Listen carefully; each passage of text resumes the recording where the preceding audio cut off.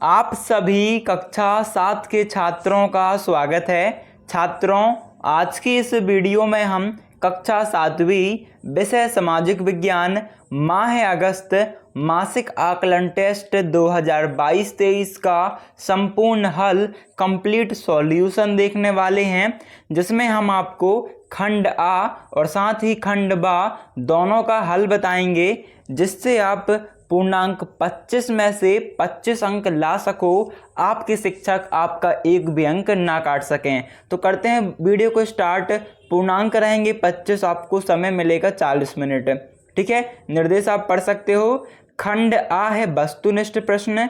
इसमें आपका पहला प्रश्न है, सूर्य से आने वाली वह ऊर्जा जिसे पृथ्वी रोक लेती है उसे कहते हैं, तो उसे क्या कहते हैं? आतपन। आपको उत्तर टिक कर देना है, आतपन।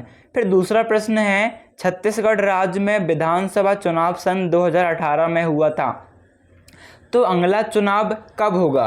तो देखो, ये जो विधानसभा का चुनाव होता है हर 5 साल के अंतराल में होता है। तो 2018 में आप 5 वर्ष और जोड़ दोगे तो आपका उत्तर क्या जाएगा? सन 2023 में अगला विधानसभा चुनाव होगा। फिर आपका तीसरा प्रश्न है, वायुमंडल की परतों में जब हम ऊपर जाते हैं तब वायुदाब बढ़ता है, घटता है, समान रहता है या असमान रहता है? तो आपका उत्तर हो जाएगा घटता है।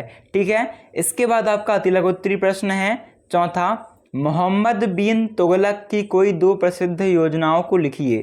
फिर पांचवा है, सरकार के प्रमुख कार्य कौन कौन से हैं, लिखिए। और फिर छठवा है, हवाई जहाज उड़ाने के लिए किस मंडल की परिस्थिति आदर्श होती है? तो हम इन तीनों प्रश्नों के उत्तर देख लेते हैं। आपके सामने है प्रश्न क्रमांक 4, अतिलघुत्तरी प्रश्न का उत्तर। तो आपका प्रश्न क्या है? मोहम्मद बिन तुगलक की कोई 2 प्रसिद्ध योजनाओं को लिखिए। तो आपको उत्तर लिखना है और पहला पॉइंट डालना है, राजधानी बदलना। दक्षिण भारत को आसानी से नियंत्रित करने के लिए उन्होंने राजधानी को दिल्ली से देवगिरी स्थानांतरित करने का फैसला किया। फिर आपका दूसरा लिखना है, दूसरा पॉइंट, तांबे के सिक्कों के प्रचलन, अकाल पड़ने पर तथा राजधानी परिवर्तन के कारण हुई धन की कमी को पूरा करने के लिए मोहम्मद तुगलक ने तांबे के सिक्कों की शुरुआत की। ठीक है, ये आपको लिख देना है। इसके बाद छात्रों, आपका जो अगला प्रश्न है पांचवा, सरकार के प्रमुख कार्य कौन कौन से हैं, लिखिए। तो आपको उत्तर लिखना है, सरकार द्वारा राज्य के अंतर्गत किए जाने वाले प्रमुख कार्य निम्न हैं। ठीक है, पहला पॉइंट डालना, सरकार बाह्य आक्रमण से राष्ट्र तथा व्यक्ति की रक्षा करती है।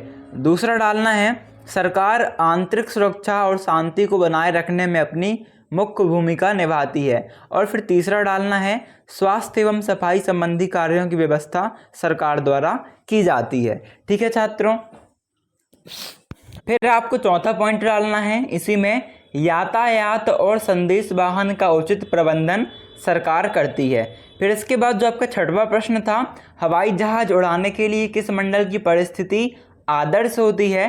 तो इसमें आपको उत्तर लिखना है, क्षोभ मंडल के ऊपर का भाग समताप मंडल कहलाता है। यह लगभग 50 किलोमीटर की ऊंचाई तक फैला है, बादलों एवं मौसम संबंधी घटनाओं से लगभग मुक्त होता है। ठीक है, होता लिखना, मुक्त होता है। इसके फलस्वरूप यहाँ की परिस्थितियाँ हवाई जहाज उड़ाने के लिए आदर्श होती हैं। ठीक है, ये आपको उत्तर लिख देना है प्रश्न क्रमांक 6 के लिए। इसके बाद आपको अगला प्रश्न देख लेते हैं हम। अगला प्रश्न है लघुत्तरीय प्रश्न 7वां, तुर्कों की सफलता के कोई 3 कारण लिखिए। ठीक है, तो इसका उत्तर देख लेते हैं। के सामने है इसका उत्तर। तो आपको उत्तर में पहले लिखना है, भारत पर तुर्कों की सफलता का कारण डैश।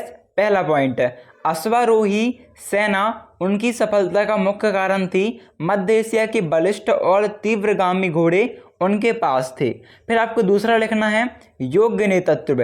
ये आपको हेडिंग डालनी है, इसे आप ब्लैक पेन से भी लिख सकते हो, योग्य नेतृत्व डैश करके मोहम्मद गौरी, कुतुबुद्दीन ऐबक, बखित यार खिलजी।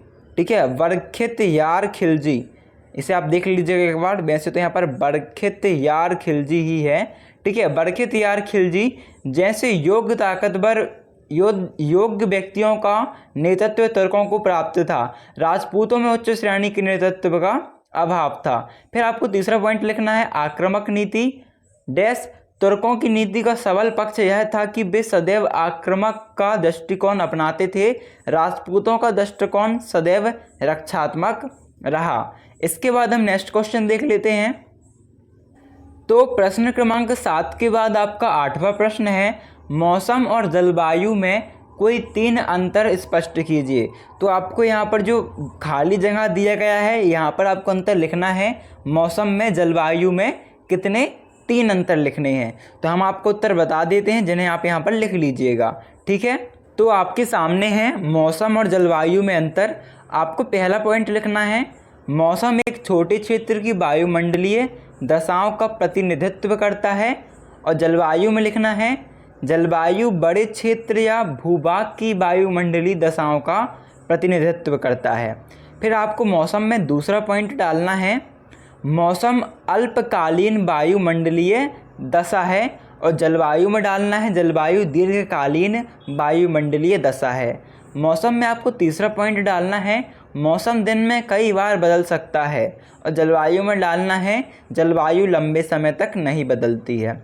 ठीक है, का दीर्घोत्तरीय प्रश्न है 9वां, कानून क्या है, हमें कानून की आवश्यकता क्यों पड़ती है। ठीक है, अथवा में ओजोन परत क्या है, यह किस मंडल में मौजूद होती है, इनकी प्रमुख कोई 3 विशेषताएं लिखिए। तो हम आपको जो प्रश्न 9वां है, कानून क्या है, हमें कानून की आवश्यकता क्यों पड़ती है, इसका उत्तर बता देते हैं।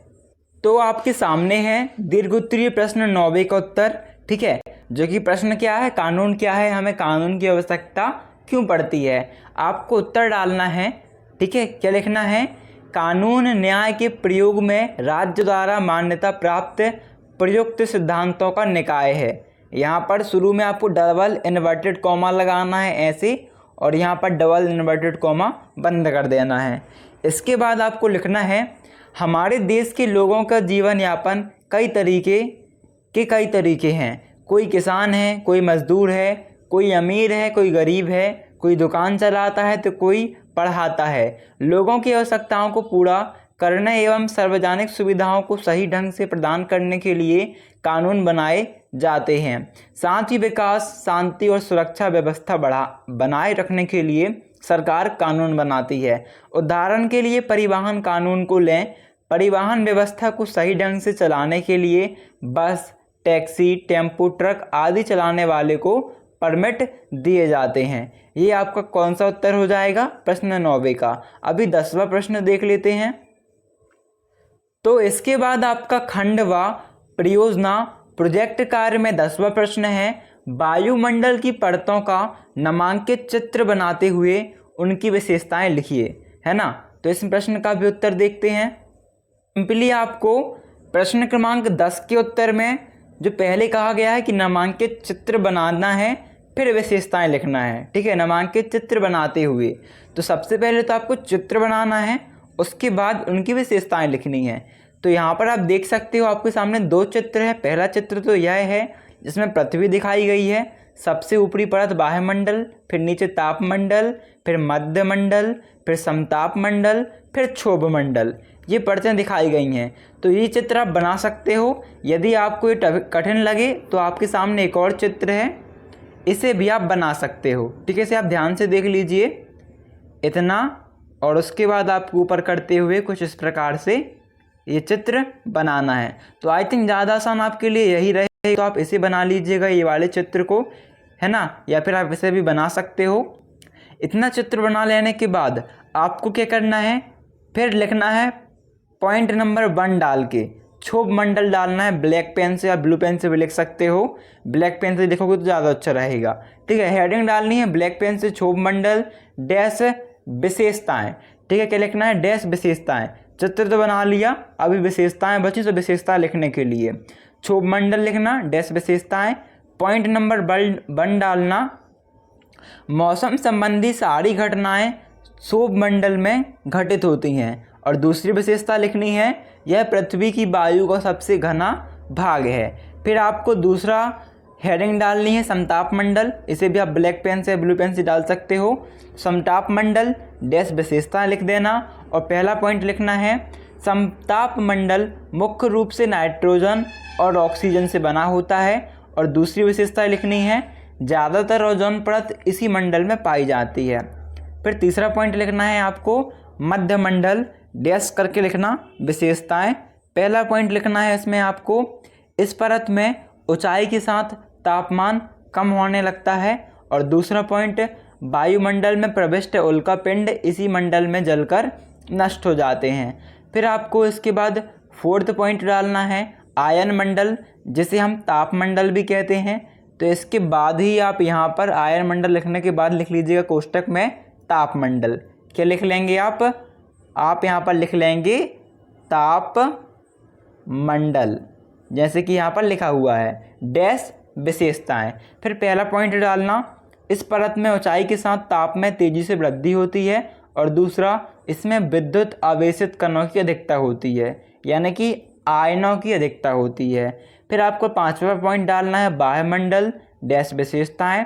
और यहाँ पर पहला पॉइंट लिखना है, इस मंडल की वायु अत्यंत विरल होती है। दूसरा, यहाँ हाइड्रोजन व हीलियम गैस की प्रधानता होती है। और यदि आप चाहो तो तीसरा भी लिख सकते हो, नहीं चाहो तो दो बस में काम चल जाएगा।